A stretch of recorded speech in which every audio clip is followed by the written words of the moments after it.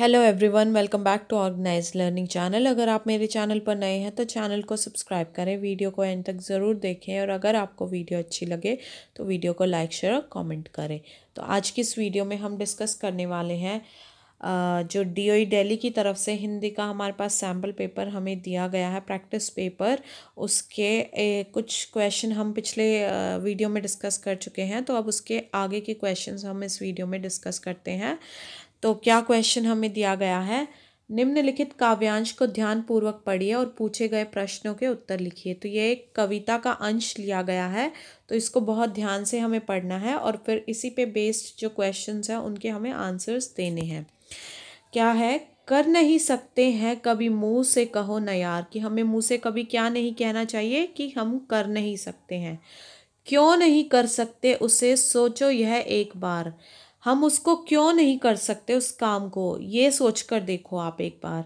कर सकते हैं दूसरे 5 जने जो कार, जो दूसरे कर सकते हैं उसे करने में भला तुम हो क्यों लाचार। तो हम क्यों नहीं कर सकते उसको, हम क्यों लाचार हो जाते हैं उसको करने में। हो मत हो पर दीजिए कभी ना हिम्मत हार। तो चाहे कोई भी सिचुएशन हो, हमें हिम्मत नहीं हारनी चाहिए है। नहीं बने एक बार तो कीजिए 100 बार। अगर एक काम एक बार करने पे नहीं बन रहा है तो उसको 100 बार हमें करना चाहिए। कर नहीं सकते कह के अपना मुंह ना फुलाओ, लेकिन हम उस काम को नहीं कर सकते ऐसा कह के हमें अपना मुंह नहीं फुलाना चाहिए।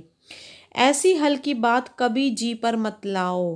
तो हमें कभी भी इस तरह की बात अपने मुंह पर नहीं लानी चाहिए, अपने जी पर नहीं लानी चाहिए। सुस्त निकम्मे पड़े रहे आलस के मारे। आलस के मारे कौन पड़े रहते हैं, जो सुस्त और निकम्मे होते हैं। वही लोग ऐसा कहते हैं समझो प्यारे, और उन्हीं लोगों के शब्द होते हैं ये कि हम कर नहीं सकते हैं। देखो उनके लक्षण जो ऐसा बकते हैं, तो उनके लक्षण भी तो हमें देखने चाहिए कि कैसे होते हैं जो ऐसा कहते हैं। फिर कैसे कहते हो कुछ नहीं कर सकते हैं, तो तुम कैसे कह सकते हो, क्या तुम भी निकम्मे हो जो तुम ऐसा कह रहे हो कि हम कुछ नहीं कर सकते हैं। जो जल में नहीं घुसे तैरना उसको कैसे आवे। अगर हम जल में ही नहीं घुसेंगे तो क्या हमें तैरना आ जाएगा। जो गिरने से हिचके उसको चलना कौन सिखावे।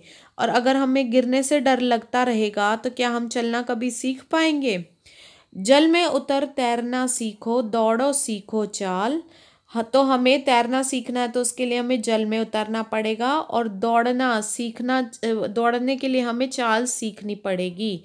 निश्चय कर सकते हैं कहकर सदा रहो खुशहाल। तो हम कैसे खुशहाल रह सकते हैं, क्या कहकर, कि हम निश्चय कर सकते हैं, ये कहकर हम सदा खुशहाल रह सकते हैं।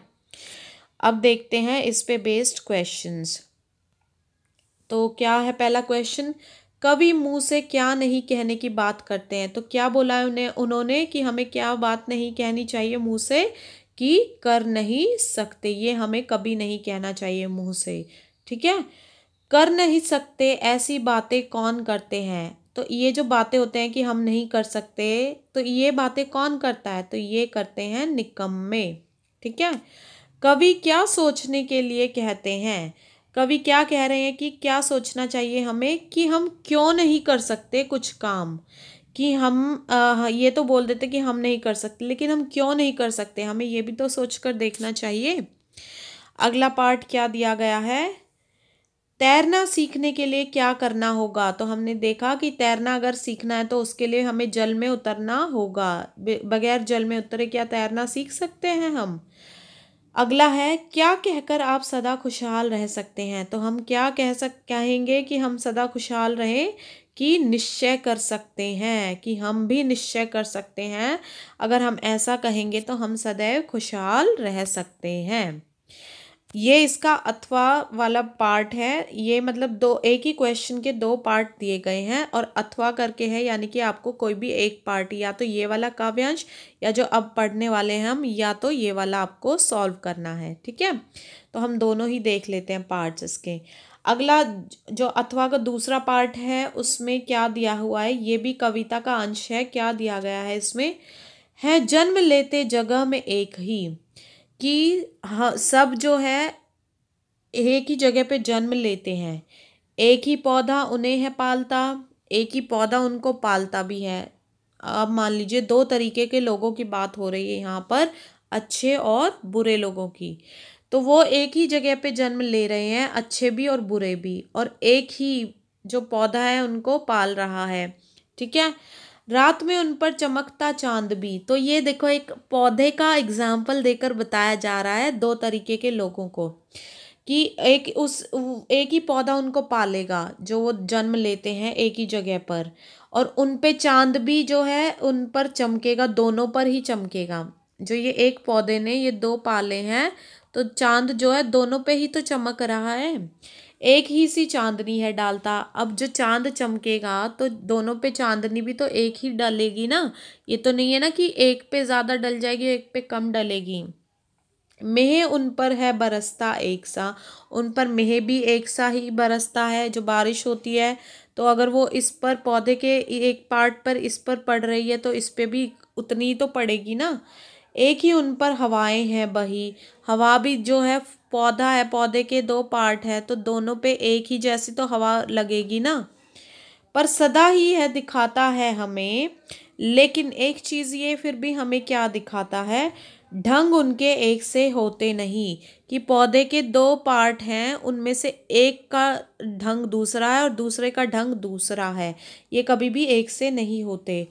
छेद कर कांटा किसी की अंगुलियां। तो एक पौधे के एक पार्ट की किसकी बात हो रही है, कांटे की। तो जो कांटा होता है वो क्या करता है, वो छेद कर देता है अंगुलियों में, वो चुभता है ना। फाड़ देता है किसी का वरवसन, कई बार तो कपड़े में उलझ जाता है तो कपड़े को भी फाड़ देता है ना कांटा। ठीक है। प्यार डूबी तितलियों का पर कतर, लेकिन जो दूसरा पार्ट होता है वो कौन सा होता है, फूल, है ना। तो ये पौधा है, पौधे में एक फूल है तो फूल में ही एक कांटा भी है। तो इनको सब दोनों को सब चीज़ें बराबर मिल रही है, लेकिन कांटा क्या कर देता है, अंगुलियों को छेदता है, कपड़ों को फाड़ देता है अगर उलझ जाए तो। लेकिन जो फूल होता है वो क्या करता है, भंवर का है भेद देता शाम तन, वो भंवरे का भेद देता है। और फूल लेकर तितलियों को गोद में, ये फूल क्या करता है, तितलियां इसकी गोद में आती हैं। भंवर को अपना अनूठा रस पिला, और जो भंवरा होता है वो इस फूल का रस पीता है ना। ठीक है।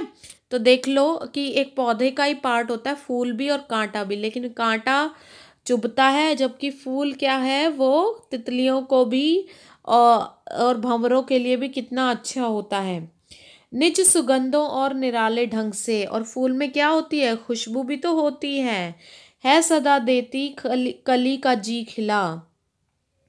तो उसकी जो फूल की कली होती है वो भी क्या होती है, हमेशा खिली हुई होती है खटकता एक सबकी आंख में।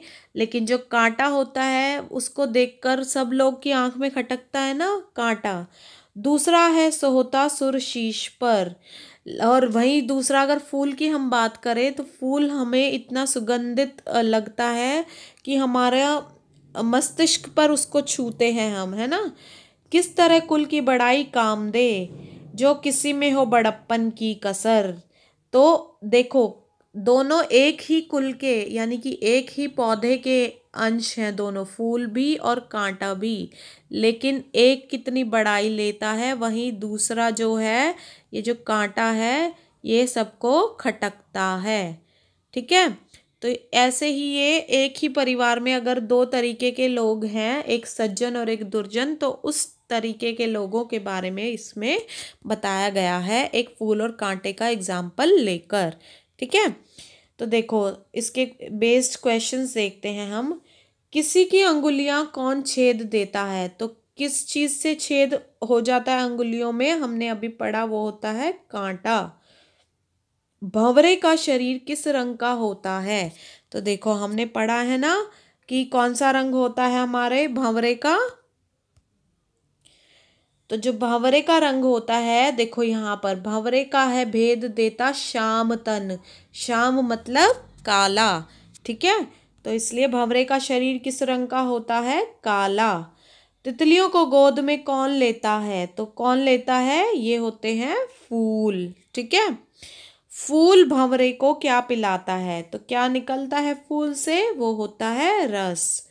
और अगला है फूल और कांटा किसके प्रतीक हैं, तो ये किस चीज को दर्शा रहे हैं, ये दर्शा रहे हैं सज्जन और दुर्जन। ठीक है, तो इस तरीके से इस वाले क्वेश्चन को, ये काव्यांश को हम सॉल्व कर सकते हैं। तो बहुत इजी होते हैं इस तरीके के क्वेश्चन में मार्क्स लेना, क्योंकि सीधा आपको आंसर जो है इस काव्यांश में ही मिल जाते हैं। ठीक है, तो आशा है कि आपको ये वीडियो समझ में आई होगी। तो आप वीडियो को ज़्यादा से ज़्यादा शेयर करें और बहुत ध्यान से आप जो है पढ़ाई करें, मन लगा कर करें, बिल्कुल कूल माइंड होकर करें। और ऑल द बेस्ट आपके एग्ज़ाम्स के लिए, और आपसे मिलते हैं नेक्स्ट वीडियो में।